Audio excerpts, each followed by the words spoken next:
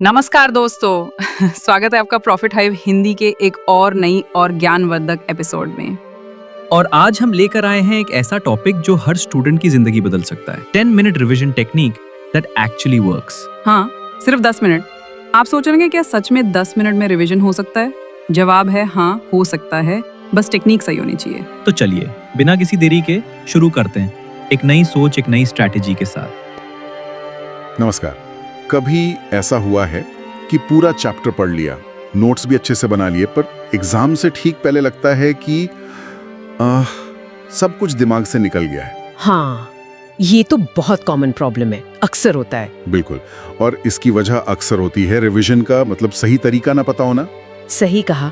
और देखिए, आज हमारे पास जो सामग्री है वो इसी मुश्किल पर फोकस करती है।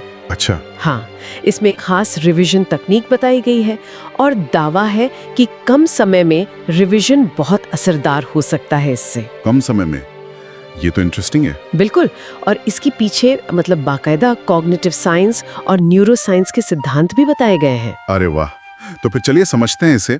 ये 10 मिनट रिवीजन तकनीक, या जैसा इसे कहा गया है 3-2-1 एक्टिव रिकॉल मेथड। हाँ, देखते हैं कि ये वाकई सिर्फ 10 मिनट में याददाश्त को कैसे बेहतर बना सकती है। हाँ, तो ये तकनीक असल में 3 स्टेप्स में बटी हुई है, कुल मिलाकर सिर्फ 10 मिनट। सिर्फ 10 मिनट? हाँ, ठीक है। पहला स्टेप क्या है? पहला चरण है 3 मिनट का।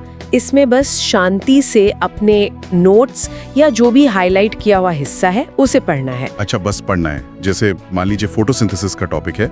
हाँ। तो उसका सारांश पढ़ लिया। हाँ बिल्कुल, कोई प्रेशर नहीं लेना है, कोई रट्टा नहीं मारना, बस जानकारी को एक बार देख लेना है। ठीक है, सिर्फ देखना। 3 मिनट। उसके बाद आता है दूसरा चरण।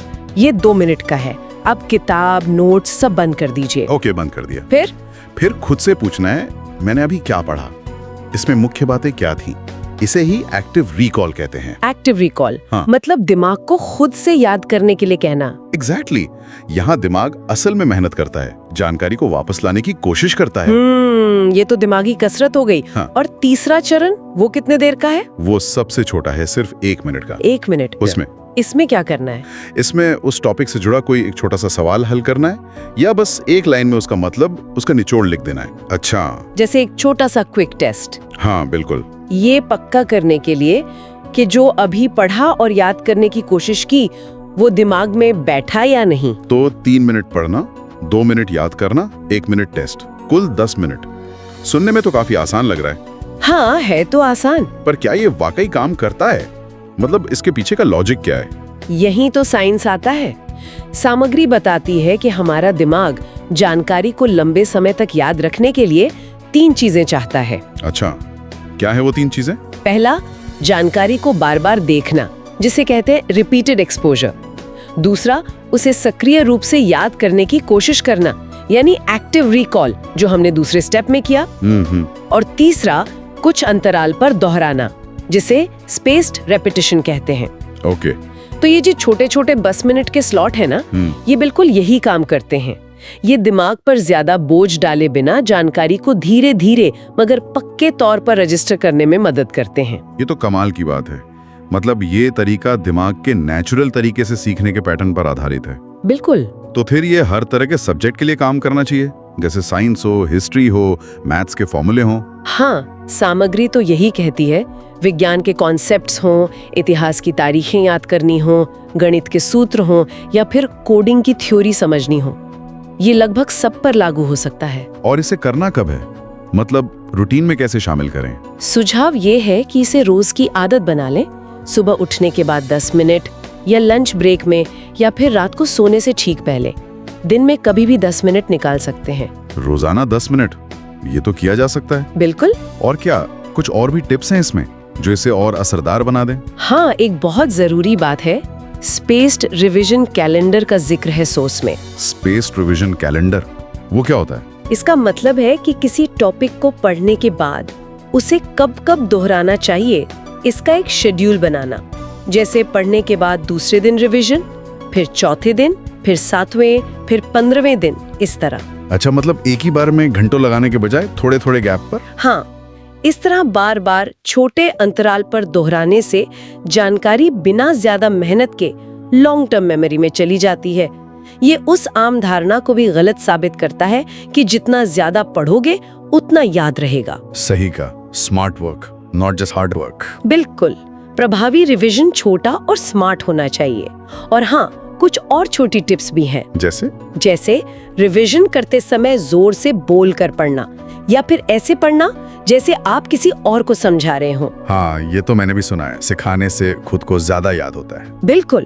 और हाँ, रंगीन पेन या फ्लैश कार्ड्स का इस्तेमाल भी कर सकते हैं, खासकर मुश्किल शब्दों या फॉर्मूलों के लिए। और सबसे जरूरी, उन 10 मिनटों में पूरा फोकस, मोबाइल वगैरह एकदम दूर। फोकस तो खैर बहुत जरूरी है। जाहिर है।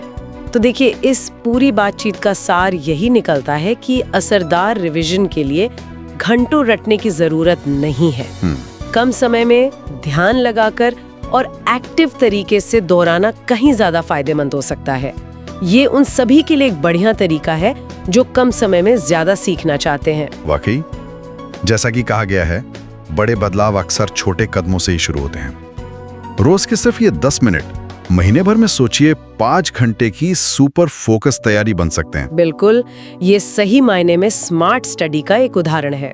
तो ये तो हुई रिवीजन की बात। हाँ, और जाते जाते एक सवाल मन में आता है जो इसी सामग्री से जुड़ा है। कि क्या सिर्फ रिवीजन ही नहीं, बल्कि सीखने की जो दूसरी मुश्किल प्रक्रियाएं हैं, जैसे कोई नया स्किल सीखना हो या कोई बहुत मुश्किल कॉन्सेप्ट समझना हो, क्या उन्हें भी इसी तरह छोटे एक्टिव सेशंस में तोड़कर ज्यादा असरदार बनाया जा सकता है? ये सोचने वाली बात है। शायद लर्निंग के हर पहलू पर ये लागू हो सकता है। शायद इस पर विचार किया जा सकता है। तो दोस्तों, ये थी हमारी 10 मिनट रिवीजन टेक्निक, एक छोटी सी हैबिट जो आपकी पढ़ाई की दुनिया बदल देगी। अगर आपको ये पॉडकास्ट पसंद आई हो तो जरूर लाइक, कमेंट और शेयर कीजिए और बताएं कौन सा टॉपिक आप नेक्स्ट सुनना चाहेंगे। मिलते हैं अगले एपिसोड में एक नए आइडिया के साथ। तब तक के लिए पढ़िए स्मार्टली, जीतिए इंटेलिजेंटली। ये था प्रॉफिट हाइव हिंदी। धन्यवाद।